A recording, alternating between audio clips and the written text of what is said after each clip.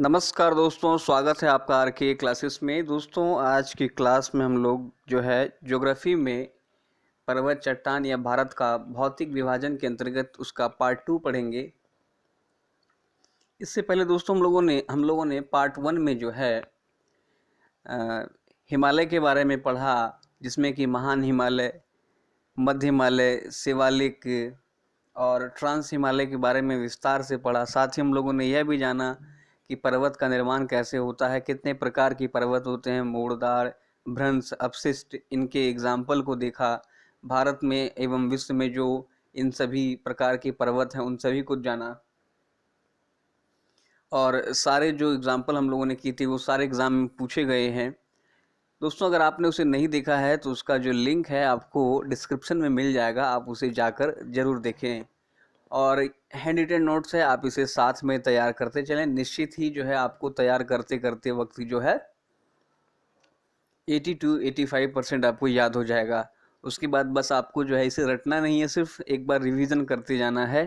कभी भी आप समय निकाल के 2 घंटा जो है अपने जो नोट्स बनाया उसको रिवाइज करते रहें। इसके अलावा दोस्तों, अगर आप अभी तक इस चैनल पर यदि नए हैं तो चैनल को सब्सक्राइब करें, पास वाले बेल आइकन को दबाएं। चलिए शुरू करते हैं हमारा आज का टॉपिक। तो दोस्तों, आज हम लोग पढ़ेंगे हिमालय का क्षेत्रीय विभाजन। देखिए, हिमालय का क्षेत्रीय विभाजन से प्रश्न पूछा जाता है कि पंजाब हिमालय स्थित है। आपको 2 नदियों के पेयर में जो है 4 ऑप्शन दिया जाएगा, तो आप ध्यान रखें।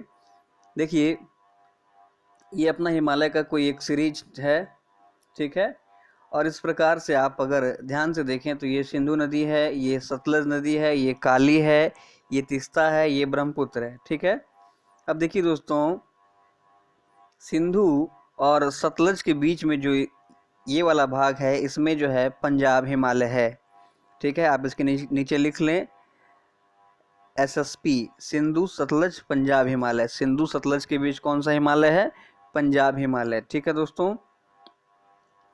फिर देखिए, जब सतलज और काली के बीच में आप देख रहे हैं कुमायूं हिमालय, ध्यान रखें, सतलज और काली के बीच कुमायूं हिमालय, सिंधु और सतलज के बीच पंजाब हिमालय। फिर देखिए, काली और तीस्ता के बीच में जो है नेपाल हिमालय है, ठीक है। काली और तीस्ता के बीच कौन सा हिमालय है? नेपाल हिमालय, ध्यान रखें आप। फिर तीस्ता एवं ब्रह्मपुत्र के बीच में जो है ये असम हिमालय है, ठीक है। तीस्ता और ब्रह्मपुत्र के बीच कौन सा हिमालय है? असम हिमालय। इसको आप जरूर ध्यान रखें, इंपॉर्टेंट है क्योंकि एग्जाम में इससे पूछा जाता है। ध्यान रखें, सिंधु सतलज के बीच पंजाब हिमालय, सतलज काली के बीच कुमायूं हिमालय, काली तीस्ता के बीच नेपाल हिमालय, तीस्ता ब्रह्मपुत्र के बीच असम हिमालय। अब देखिए, एक क्वेश्चन बहुत बार पूछा जा चुका है, यहाँ स्टार भी लगा है, कि इसको जो है अरेंज करना होता है इसके लंबाई के हिसाब से, ठीक है, कौन सबसे बड़ा है। तो ध्यान रखें, सबसे बड़ा जो है नेपाल हिमालय है, फिर असम हिमालय है, फिर पंजाब हिमालय है, फिर कुमायूं हिमालय है, ठीक है। अगर इसको नंबरिंग करते हैं 1 2 3 4, आपको याद रखना है पंजाब हिमालय, कुमायूं हिमालय, नेपाल हिमालय, असम हिमालय, ठीक है दोस्तों। तो अपना देखिए, सबसे बड़ा क्या हो गया? 4, फिर 3, फिर 1 2, ये ऑर्डर आपको याद रखना है, 4 3 1 2, ठीक है। और 1 2 3 4 में क्या था ये आपको याद रखना है, पंजाब, कुमायूं, नेपाल, असम। ये आपको अरेंज करने के लिए देता है एग्जाम में, बहुत बार पूछा गया है, ध्यान रखें दोस्तों आप। इसके बाद जो है हिमालय को हम लोगों ने अच्छे से पूरे विस्तार से पढ़ लिया है। अब हम लोग देखेंगे उत्तर पूर्वी जो भारत है उसमें जो पर्वत पड़ते हैं, महत्वपूर्ण पर्वत जिससे कि क्वेश्चन बनते हैं, उन सभी को देखेंगे। बस आप जो है फिगर को ध्यान में रखें। अगर आप फिगर को ध्यान में रख लेते हैं तो निश्चित ही कौन सा पर्वत कहाँ है ये आपको रटने की आवश्यकता नहीं होगी। आइए देखते हैं उत्तर पूर्वी हिमालय का फिगर। तो देखिए, ये है अपना फिगर उत्तर पूर्वी हिमालय का। फिगर को विस्तार से आप अच्छे से बना लें। देखिए, ये है अपना सिक्किम, ठीक है। फिर देखिए, ये वाला जो भाग देख रहे हैं ये इस तरह से हिमालय का है, ये अपना भारत का विस्तार है इस तरह से। अब दोस्तों देखिए, ये वाला जो भाग देख रहे हैं ये हो गया हमारा अरुणाचल प्रदेश, नागालैंड, मणिपुर, और ये नीचे वाला जो है ये मिजोरम, ये त्रिपुरा, ये मेघालय, ये सिक्किम। अब अगर आप स्टेट्स कौन से स्टेट से कहाँ पर हैं ये अगर आपको कंसेप्ट क्लियर है तो आप देखिए अरुणाचल प्रदेश में आपको जो है कुल 5 पर्वत मिल जाएगा। देखिए पहला क्या है, डाफला, मीरी, अबोर, मिसमी, पटकाईबुम। ठीक है दोस्तों, फिगर को बस आप ध्यान में रखें, डाफला, मीरी, अबोर, मिसमी, पटकाईबुम, ये सारे पर्वत कहाँ पर हैं, अरुणाचल प्रदेश में। ठीक है, डाफला, मीरी, अबोर, मिसमी, पटकाईबुम कहाँ पर है, अरुणाचल प्रदेश में। फिर देखिए इसके बाद तो चीज़ें और आसान हो जाती है। नागालैंड में नागा हिल्स, मणिपुर में मणिपुरी हिल्स, मिजोरम में मिजो हिल्स, त्रिपुरा में त्रिपुरा हिल्स, और मेघालय में देखिए जो है खासी गारो जयंतिया। ये तो बहुत बार पूछा गया है और ये आपको पहले से निश्चित ही याद होगा। ठीक है, ध्यान क्या रखना है कि अरुणाचल प्रदेश में 5 पर्वत है, कौन सा, डाफला, मीरी, अबोर, मिसमी, पटकाईबुम। ठीक है, फिर देखिए दोस्तों असम में भी 2 पर्वत हैं, कि ये कौन कौन से हैं देखिए, एक है मिकीर और दूसरा है बारिल। मिकीर और बारिल पर्वत जो है इस वाले क्षेत्र में है जो कि असम है, असम में है। ठीक है, तो निश्चित ही जो है उत्तर पूर्वी भाग में, उत्तर पूर्वी राज्यों में जो जो पर्वत हैं आपको अच्छे से याद हो गया होगा। आप एक बार फिर से ध्यान देखें कि अरुणाचल प्रदेश में कुल 5 पर्वत है, कौन कौन सा, डाफला, मीरी, अबोर, मिसमी और पटकाईबुम। उसके बाद जो अन्य राज्य हैं उनके नाम पर ही पर्वतों का नाम रखा गया, जैसे Naga hills Nagaland, Manipuri hills Manipur, Mizo hills Mizoram, Tripura hills Tripura, और मेघालय में 3 देख रहे हैं आप, 3 पर्वत है यहाँ पर, 1 2 3, जिसका नाम है खासी गारो जयंतिया, और असम में है मिकीर और बारिल। ठीक है दोस्तों, चलिए आगे बढ़ते हैं। अब हम लोग पढ़ेंगे प्रायद्वीपीय भारत के पर्वत के बारे में। ठीक है, प्रायद्वीपीय भारत के पर्वत से कई सारे प्रश्न बनते हैं, बहुत सारे प्रश्न बनते हैं एग्जाम में। ठीक है, आप इसको अच्छे से तैयार करें। देखिए पहला पर्वत है अरावली। ठीक है, अरावली, अरावली का विस्तार देखिए 4 राज्यों में है। ठीक है, अरावली का विस्तार कितने राज्यों में, 4 राज्यों में। ये राज्य कौन कौन से हैं तो देखें आप, गुजरात, राजस्थान, हरियाणा, दिल्ली। ठीक है, गुजरात, राजस्थान, हरियाणा, दिल्ली। गुजरात में देखिए अरावली जो है ये अहमदाबाद में है, अहमदाबाद में। ठीक है, हरियाणा में गुरुग्राम में, और दिल्ली में रायसीना पहाड़ी के नाम से जो है अरावली पर्वत को जाना जाता है। और ध्यान रखें रायसीना पहाड़ी पर ही राष्ट्रपति भवन स्थित है। कई दफ़ा एग्जाम में पूछा गया है, नॉर्मल क्वेश्चन है, आपको पता होगा, गारंटेड पता होगा। नहीं पता है जिन्हें कोई बात नहीं, आप ध्यान रखें कि दिल्ली में जो अरावली का विस्तार है उसे रायसीना पहाड़ी कहते हैं, और इसी पहाड़ी पर जो है राष्ट्रपति भवन स्थित है। मुख्यतः अरावली का विस्तार जो है ये राजस्थान में है, और राजस्थान में कहां पर है तो ध्यान रखें माउंट आबू में अरावली का विस्तार है, और माउंट आबू में ही जो है गुरु शिखर जो है ये अरावली की सर्वोच्च चोटी है। कई दफ़ा एग्जाम में पूछा गया है अरावली की सर्वोच्च चोटी, तो ध्यान रखें आप गुरु शिखर। ठीक है, इसके अलावा देखिए अरावली का जो है राजस्थान में और कई नामों से जाना जाता है, जैसे हर्षनाथ, जरगा पहाड़ी। राजस्थान में जो है अरावली को हर्षनाथ या जरगा पहाड़ी के नाम से जाना जाता है। अब सवाल अगर आपसे पूछ दे कि अरावली को राजस्थान में किस नाम से जाना जाता है, ऑप्शन अगर रहे हर्षनाथ तो बिल्कुल लगा दें आप, या जरगा पहाड़ी। ध्यान रखें हम लोगों ने क्या देखा, अरावली का विस्तार 4 राज्यों में, कौन सा, गुजरात, राजस्थान, हरियाणा, दिल्ली। गुजरात के अहमदाबाद में अरावली का विस्तार है, राजस्थान के माउंट आबू में, हरियाणा गुरुग्राम, और दिल्ली में रायसीना पहाड़ी के नाम से जाना जाता है अरावली को, जिस पर राष्ट्रपति भवन स्थित है। ठीक है, और राजस्थान के माउंट आबू पे स्थित है अरावली का सर्वोच्च चोटी, जिसका नाम है गुरु शिखर। ध्यान दें, अरावली की सर्वोच्च चोटी कौन सी है? तो गुरु शिखर है। ठीक है। और राजस्थान में जो है अरावली को हर्षनाथ या जरगा पहाड़ी के नाम से जानते हैं। चलिए आगे बढ़ते हैं। अब देखिए दोस्तों, इस फिगर को आप जो है थोड़ा समय लेकर जरूर बनाएं। ठीक है, देखिए ये जो है अपना अरावली है। ठीक है, गुजरात, राजस्थान, हरियाणा और दिल्ली। ठीक है, और अरावली का जो सर्वोच्च शिखर आप देख रहे हैं ये गुरु शिखर है। ठीक है, इसके बाद देखिए अगली जो पहाड़ी हम लोग पढ़ेंगे ये है विंध्याचल श्रेणी। देखिए इस प्रकार से विंध्याचल श्रेणी जो है इसका विस्तार है, और इसी का जो है भाग जो है विंध्याचल का ही श्रेणी का भाग है, इसे बिहार में कैमूर कहा जाता है। ध्यान रखें आप। इसके अलावा देखिए विंध्याचल क्या करता है, विंध्याचल श्रेणी जो है ये उत्तर भारत को दक्षिण भारत से अलग करता है। यह सवाल भी कई दफ़ा एग्जाम में पूछा गया है। इसके बाद देखिए अगर आप देखेंगे तो देखिए एक पहाड़ी का सीरीज दिख रहा है आपको, राजपीपली पहाड़ी है। फिर देखिए महादेव पहाड़ी जिसकी सर्वोच्च चोटी आप देख रहे हैं धूपगढ़ी है। ठीक है, फिर अमरकंटक की पहाड़ी है जिसका सर्वोच्च चोटी मैकाल है। ये जो आप सीरीज देख रहे हैं राजपीपली, महादेव पहाड़ी, मैकाल, इसे सतपुड़ा श्रेणी कहते हैं। ठीक है, सतपुड़ा श्रेणी में मुख्यतः जो पहाड़ों का एक सीरीज है। ठीक है, विंध्याचल जो देखिए एक जैसा बना हुआ है, लेकिन इसमें जो है सतपुड़ा श्रेणी में ये अपशिष्ट पर्वत है, इसलिए इसमें बीच बीच में ब्रेक हो गया है। तो ध्यान रखना है सतपुड़ा में कौन कौन सा पहाड़ आता है, राजपीपली, महादेव, मैकाल, ये सब।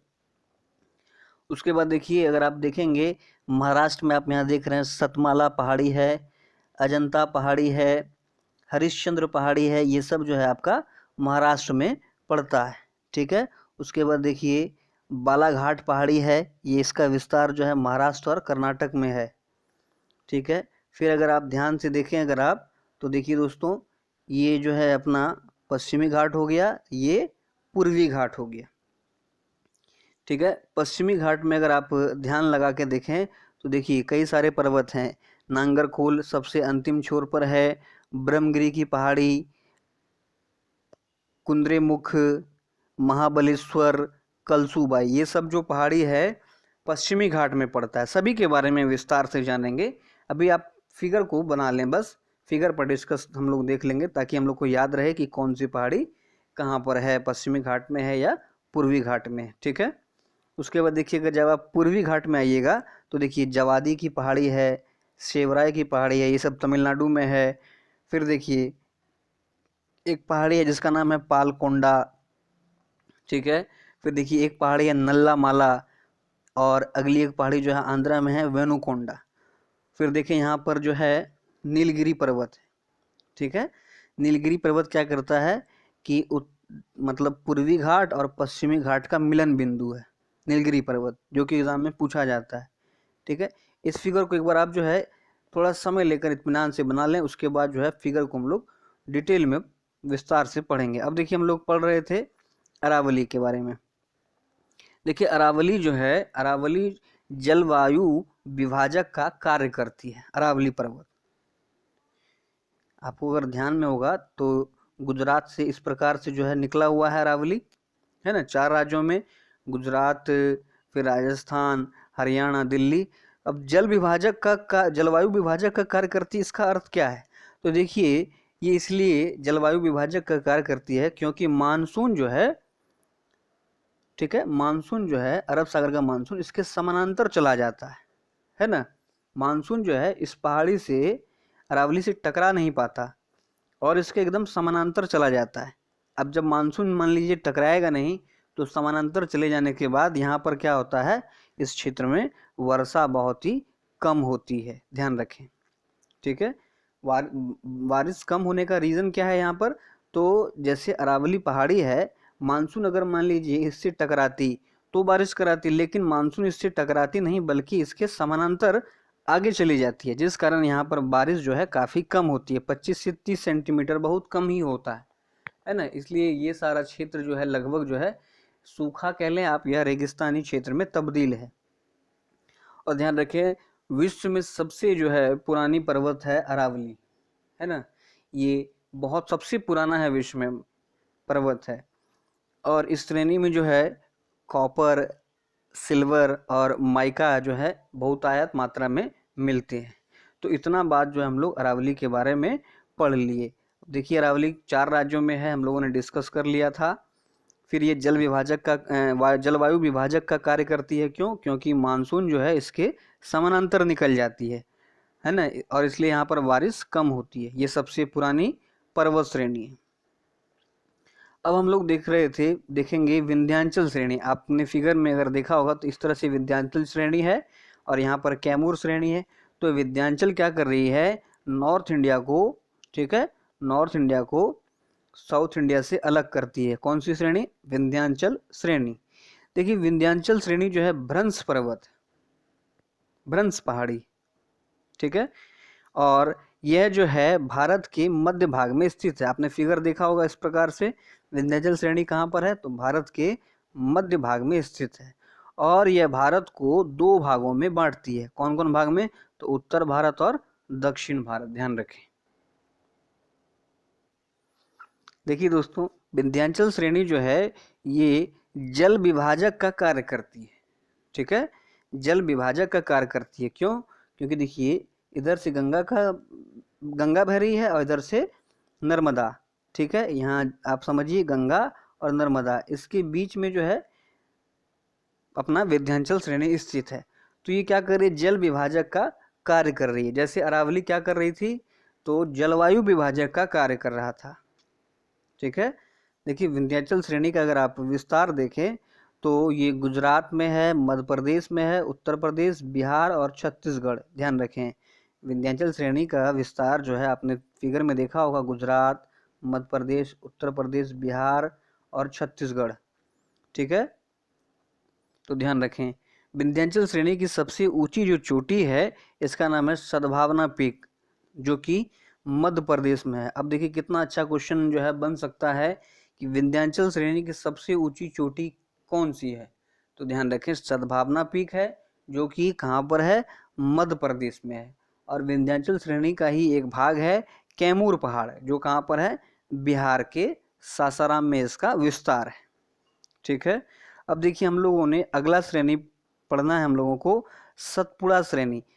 इस तरह से जो विंध्याचल था उसके नीचे आपने अगर फिगर में देखा होगा तो देखा होगा राजपीपली, महादेव पहाड़ी, अमरकंटक। ये जो सीरीज है, जो कि 2 ब्रेक सीरीज है, ये है अपना सतपुड़ा श्रेणी, ठीक है दोस्तों। देखिए सतपुड़ा श्रेणी जो है, ये सतपुड़ा पर्वत जो है ये भ्रंश श्रेणी का पर्वत है। और इसमें जो है 3 पहाड़ियों का समूह है। कौन सा है?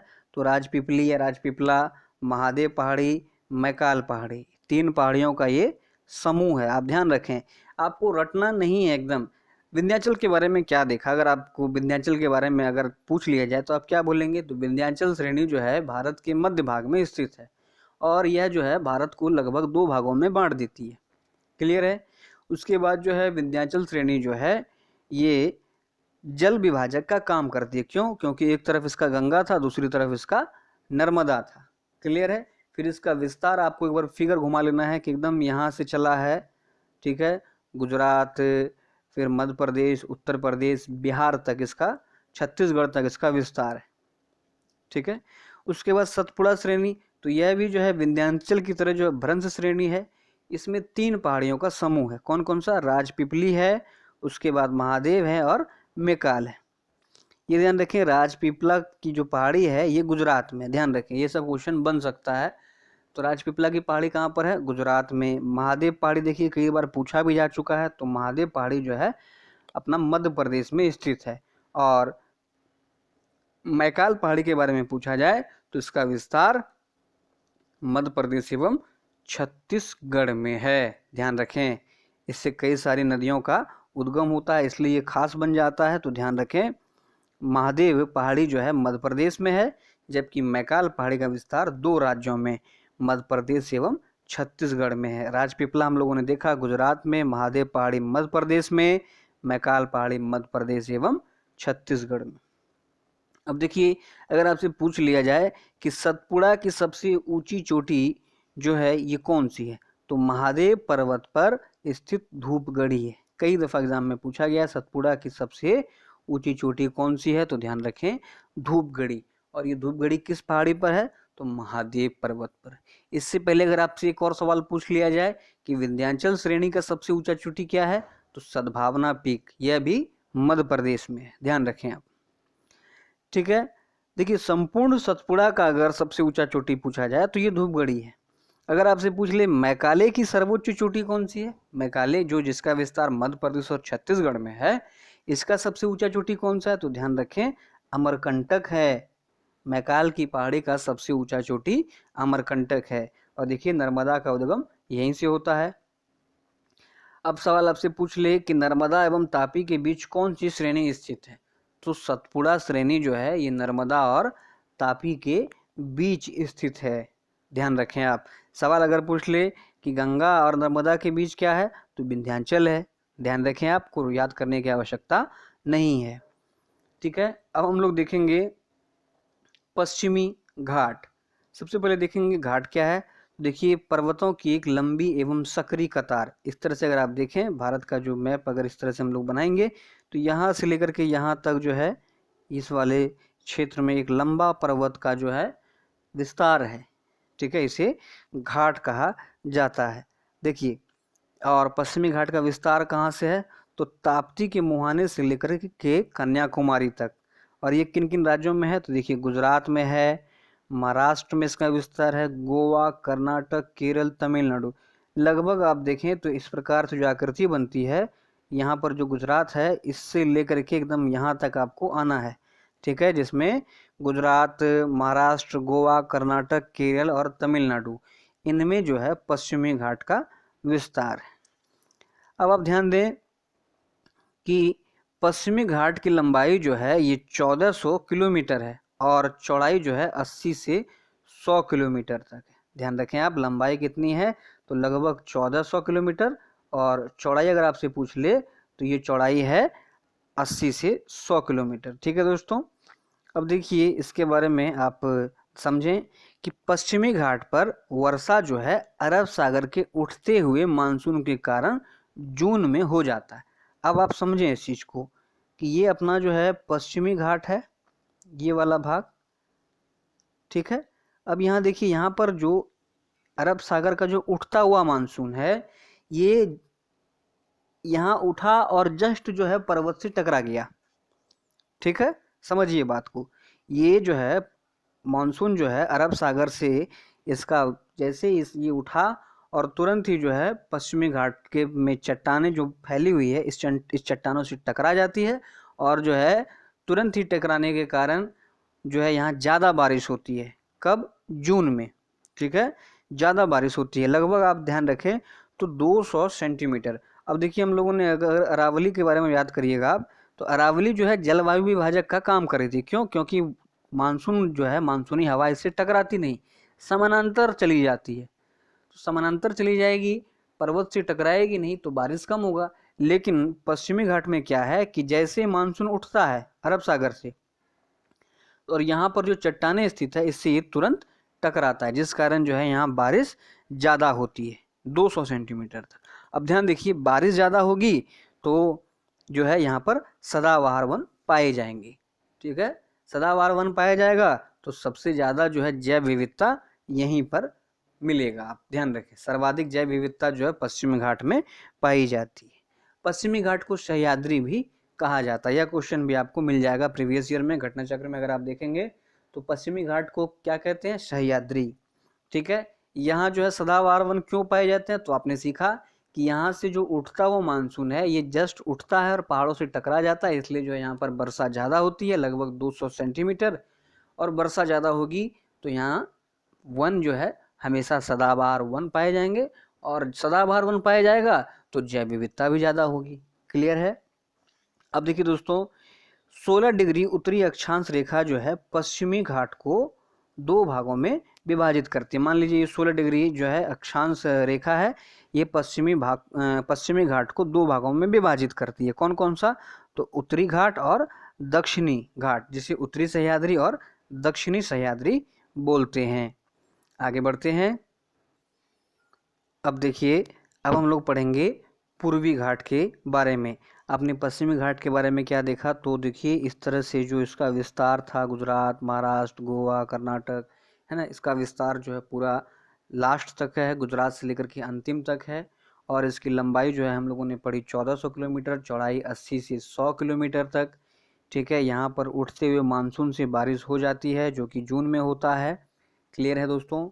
ठीक है, और यहाँ सदाबहार वन पाए जाते हैं, सर्वाधिक जैव विविधता यहीं होती है। इसे सह्याद्री के नाम से जानते हैं। 16 डिग्री जो उत्तरी अक्षांश रेखा है इसे उत्तरी सह्याद्री एवं दक्षिणी सह्याद्री में बांटती है। अब हम लोग पढ़ेंगे पूर्वी घाट। पूर्वी घाट में देखिए, यहाँ तो हम लोगों ने देखा था कि लगातार पहाड़ों का समूह है, लेकिन पूर्वी घाट में क्या है दोस्तों कि इस तरह से आप समझें तो ये इस तरह से है, जैसे एक पहाड़ यहाँ पर है, दूसरा यहाँ पर है, तीसरा यहाँ पर है। मतलब कि ये लगातार पहाड़ियों का समूह नहीं है, बीच में ब्रेक ब्रेक है ना। तो वही यहाँ पर देख रहे हैं हम लोग कि पूर्वी घाट जो है एक समान नहीं बल्कि पहाड़ियों का समूह है ना। और देखिए कहता है कि पूर्वी घाट में पश्चिमी घाट की तुलना में जो है ज़्यादा ढलान है। आप ये समझने का प्रयास करें कि ज़्यादा ढलान है, इधर जो है ज़्यादा स्लोप है इस भाग के मुकाबले। ठीक है, इसलिए जो है देखिए ज़्यादातर नदियाँ जो है पूर्वी घाट की तरफ बहती है। सवाल अगर पूछ ले आपसे तो इम्पोर्टेंट सवाल बन सकता है कि ज़्यादातर नदियाँ जो है पूर्वी घाट की तरफ क्यों बहती है। तो ध्यान रखें, कई सारे ऑप्शन रहेंगे, उसमें एक ऑप्शन आपको ये भी रहेगा क्योंकि पश्चिमी घाट की तुलना में पूर्वी घाट में ज़्यादा ढलान है। ठीक है, अब देखिए दोस्तों, ज़्यादा ढलान है तो ज़्यादा नदियाँ इधर बह रही है, और ढलान में जब नदियाँ बहती है तो उस नदी के पानी में जो है फोर्स ज़्यादा होगा। ठीक है, अब ज़्यादा फोर्स से अगर नदी बहेगी तो आपको पता है कि चट्टानों का अपरदन तो करेगी ही करेगी। ठीक है, अब देखिए इसको क्या कहता है कि पूर्वी घाट में पश्चिमी घाट की तुलना में ज़्यादा ढलान है, इसलिए जो है ज़्यादातर नदियाँ जो है पूर्वी घाट की तरफ बहती है। अब ज़्यादा ढलान होने के कारण नदी प्रवाह जो है, नदी का प्रवाह जो है ये तेजी से होता है, जिससे क्या होता है, नदियों द्वारा चट्टानों का अपरदन होता है। और जब नदी चट्टानों का अपरदन कर देती है तो देखिए क्या होगा, पूर्वी घाट की चौड़ाई जो है ये ज़्यादा हो जाएगी पश्चिमी घाट से, लेकिन ऊंचाई कम हो जाएगी। ये सवाल भी आपका पूछा जा चुका है। अब आप इसको इस तरह से समझने का प्रयास करें। यहाँ पर मान लेते हैं चट्टान है और कई सारी नदियाँ यहाँ से जो है बह रही, तो जब नदी बहेगी तो चट्टानों का जो है ये ऊपर वाला भाग का अपरदन करके ही बहेगी, है ना। तो इससे क्या होगा, इसकी जो है लंबाई जो है, मतलब इसका जो हाइट है वो कमते जाएगा। ठीक है, और हाइट कमेगा तो चौड़ाई जो है इसका इसका अपरदन जब होगा तो चौड़ाई में भी विस्तार होगा, धीरे धीरे नदियाँ बहती जाएगी क्योंकि उसमें फोर्स है। तो ध्यान क्या रखना है हमें कि पश्चिमी घाट में पूर्वी घाट की अपेक्षा जो है चट्टानों की ऊंचाई ज़्यादा है, ऐसे ध्यान रखें। इधर हाइट ज़्यादा है, ऐसे आप समझें, हाइट ज़्यादा, इधर हाइट जो है कम है। लेकिन इधर चौड़ाई की बात करें, विड्थ की बात करें तो चौड़ाई कम, इधर चौड़ाई ज़्यादा। ये आप ध्यान रखें, बहुत अच्छा क्वेश्चन इससे बना हुआ है, एग्जाम में पूछा हुआ है। ठीक है, और इधर हाइट कम होने का रीज़न क्यों है, क्योंकि आपने देखा नदियों द्वारा जो है अपरदन कर दिया जाता है। ठीक है, चलिए आगे बढ़ते हैं। देखिए पश्चिमी घाट की सबसे ऊंची चोटी जो है ये अनाईमुडी है, ये आप ध्यान में रखें, पश्चिमी घाट में मिस हो गया होगा। पश्चिमी घाट की सबसे ऊंची चोटी क्या है, तो अनाईमुडी है, जबकि पूर्वी घाट की सबसे ऊंची चोटी जो है इसका नाम है जिंगाड़ा। ठीक है, जिंघागाड़ा, ये जो है पूर्वी घाट की सबसे ऊंची चोटी है जो कि आंध्र प्रदेश में है। ध्यान रखें, यह सब क्वेश्चन पूछ सकता है। देखिए अनाईमुदी जो है ये पश्चिमी घाट की तो सबसे ऊंची चोटी है ही, इसके अलावा जो है संपूर्ण दक्षिण भारत की सबसे ऊंची चोटी है अनाईमुदी, जो कि अन्नामलाई पर्वत पर स्थित है। कई दफ़ा सवाल पूछा जाता है कि दक्षिण भारत की सबसे ऊंची चोटी कौन सी है, तो ध्यान रखें अनाईमुदी। और ये किस पर्वत पर है? तो अन्नामलाई पर्वत पर है। अब देखिए, पूर्वी घाट पर वर्षा जो है शीत ऋतु में कैसे होती है? तो लौटते हुए मानसून के कारण होती है। ठीक है, लौटते हुए मानसून के कारण होती है। अब इसको समझने का आप दोस्तों प्रयास करें। अब देखिए, आपने क्या देखा है, यहाँ पर जो चट्टाने हैं यहाँ की हाइट है कम। ठीक है, हाइट है कम, तो बंगाल की खाड़ी से जो उठने वाला मानसून है ये इसके ऊपर से निकल जाता है, बहुत कम ही वर्षा करा पाता है। और चूंकि स्टार्टिंग के मानसून में जो है ज़्यादा गति ज़्यादा प्रभाव होता है, इसलिए यहाँ पर जो है यहाँ से निकल जाता है। लेकिन जब वह मानसून लौट कर आता है तो उसमें जो है उसकी गति, उसमें एनर्जी पावर कम होता है, तो फिर लौटते हुए मानसून जो है इसके चट्टानों से टकराते हैं, जिस कारण कहता है कि पूर्वी घाट पर जो है लौटते हुए मानसून के कारण शीत ऋतु में वर्षा होती है। यह सवाल पूछा जा चुका है कि पश्चिमी घाट पूर्वी घाट पर बारिश होती है तो कैसे? लौटते हुए मानसून से। कब? तो जाड़े में। ठीक है, ध्यान रखें। पूर्वी घाट का विस्तार अगर आप देखें फिगर को, अगर आपने बनाया होगा तो उड़ीसा, आंध्र प्रदेश, तमिलनाडु, इस तरह से इसका विस्तार कुल 1200 किलोमीटर तक फैला हुआ है पूर्वी घाट, जबकि पश्चिमी घाट का था 1400 किलोमीटर। ठीक है, चलिए अब देखिए कुछ इंपॉर्टेंट पहाड़ी जो कि आपने फिगर में भी देखा होगा। तो ध्यान रखें, जवादी और शेवराय की जो पहाड़ी है ये तमिलनाडु में, कई दफ़ा एग्जाम में पूछा गया शेवराय की पहाड़ी कहाँ स्थित है? तमिलनाडु में। जवादी की पहाड़ी कहाँ पर है? तमिलनाडु में। ठीक है, पालकोंडा एवं वेनुकोंडा, अब फिगर को देखिए, आपको एकदम याद नहीं करना पड़ेगा, ये कहाँ पर है? पालकोंडा एवं वेनुकोंडा, तो आंध्र प्रदेश में। यहाँ पर आप देखिए पालकोंडा और वेनुकोंडा दो चट्टान है। नल्लामाला जो है ये हम लोगों ने कहाँ पर देखा था फिगर में, अगर आपको याद होगा तो नल्लामाला इस जगह पर, पालकोंडा यहाँ पर था, वेनुकोंडा यहाँ पर था, ये जो है नल्लामाला पर्वत था। ठीक है, अब देखिए मध्य भारत के कुछ महत्वपूर्ण पहाड़ी जो कि हम लोगों ने फिगर में देख लिया। अगर आपने फिगर में देखा होगा तो देखिए, जैसे ये ये अपना है, तो यहाँ पर देखा होगा आपने सतमाला की पहाड़ी, फिर देखिए यहाँ पर है अजंता की पहाड़ी, महाराष्ट्र में ही ये सब, याद नहीं करना है। फिर इस तरह से देखिए, आपने देखा होगा हरिश्चंद्र की पहाड़ी, फिर बालाघाट देखा होगा आपने जिसका विस्तार महाराष्ट्र और कर्नाटक में है। ठीक है दोस्तों, अब आपसे पूछ ले सतमाला की पहाड़ी कहाँ पर है? तो महाराष्ट्र में। फिगर दिमाग में तुरंत आना है। ठीक है, अजंता की पहाड़ी कहाँ पर है? ये तो कई दफ़ा पूछा गया, यह भी महाराष्ट्र में है। हरिश्चंद्र की पहाड़ी कहाँ पर है? तो यह भी महाराष्ट्र में है। और बालाघाट की पहाड़ी कहाँ पर है? तो महाराष्ट्र एवं कर्नाटक तक इसका विस्तार है। ध्यान रखें, महाराष्ट्र एवं कर्नाटक। अगला जो अपना महत्वपूर्ण पर्वत है यह है नीलगिरी पर्वत। नीलगिरी, देखिए नीलगिरी पर्वत का मुख्य भाग जो है तमिलनाडु में, मुख्य भाग की बात कर रहे हैं, संपूर्ण नीलगिरी का नहीं। ध्यान रखें, सवाल पूछेगा नीलगिरी पर्वत का मुख्य भाग जो है कहाँ पर है? तो ध्यान रखें, तमिलनाडु में है। और नीलगिरी की सबसे ऊंची चोटी जो है ये है डोडा बेटा। सवाल पूछा जा सकता है आपसे, नीलगिरी की सबसे ऊंची चोटी का नाम क्या है? डोडा बेटा। और यही डोडा बेटा जो है दक्षिण भारत की दूसरी सबसे ऊंची चोटी है। पहला ऊंची चोटी हम लोगों ने क्या देखा था? अनैमुदी। कहाँ पर है? अन्नामलाई पर्वत पर। ध्यान रखें आप।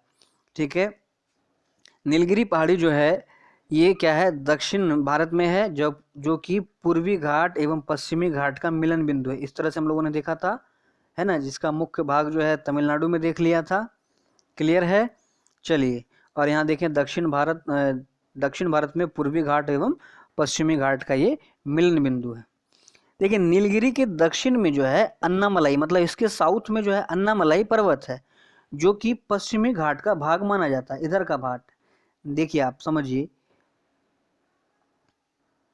यहाँ पर अगर नीलगिरी है, ठीक है, नीलगिरी क्या कर रहा है? तो ये पूर्वी घाट ये पश्चिमी घाट को मिला रहा है, इसलिए इसको बोलते हैं पूर्वी घाट एवं पश्चिमी घाट का मिलन बिंदु। अब नीलगिरी के दक्षिण में अगर आप आएंगे नीचे की तरफ, तो यहाँ पर जो है अन्नामलाई पर्वत है, और अन्नामलाई पर्वत जो है ये पश्चिमी घाट का विस्तार माना जाता है। ध्यान रखें, आगे बढ़ते हैं। और अन्नामलाई का सबसे ऊंचा चोटी हम लोगों ने देखा था अनैमुदी है। ठीक है, तो आपको ध्यान रखना है। देखिए नीलगिरी पर्वत तमिलनाडु में है, मुख्य भाग हम लोगों ने देखा।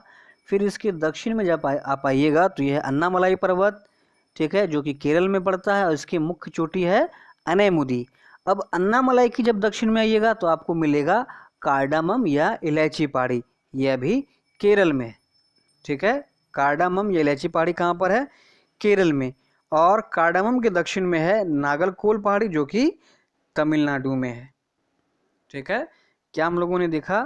तो दक्षिण भारत और उत्तर भारत का माफ करें, पश्चिमी घाट एवं पूर्वी घाट का जो मिलन बिंदु था, ठीक है, नीलगिरी पर्वत, इसके दक्षिण में आप अगर आए तो अन्नामलाई पर्वत, अन्नामलाई के दक्षिण में आप आए तो कार्डामम इलायची पर्वत, ठीक है, जो कि केरल में है, और इलायची पर्वत की दक्षिण में आए तो नागरकोल पहाड़ी जो कि तमिलनाडु में। तो इतनी प्रकार की पहाड़ी हमें पढ़नी थी। इसका शुरू से अगर आप देखें तो कई सारा इम्पोर्टेंट फैक्ट्स हम लोगों ने कवर किया था। इसके बाद जो है दोस्तों हमें पठार को पढ़ना है। पठार किसे कहते हैं, पठार के प्रकार जो है एग्जाम्पल में पूछा जा सकता है कि मालवा किस प्रकार का पठार है। ठीक है, पठारों का निर्माण कैसे होता है, देखिए अब ज्वालामुखी क्रिया किस प्रकार से होती है। तो इसका जो है चर्चा हम लोग अगले क्लास में करेंगे। फिलहाल जो है हम लोग आज यहीं तक रखते हैं। उम्मीद है आपको सारी बातें समझ में आई होगी। आप इसका नोट्स ज़रूर बनाएं, वीडियो को अधिक से अधिक शेयर करें। ठीक है, सारा इम्पोर्टेंट चीज़ हम लोग कवर करेंगे 1 बाय 1, आपको घबराने की आवश्यकता नहीं है। ठीक है, आप ध्यान ना भटकाएं, इससे अच्छे से नोट से तैयार करें। धन्यवाद।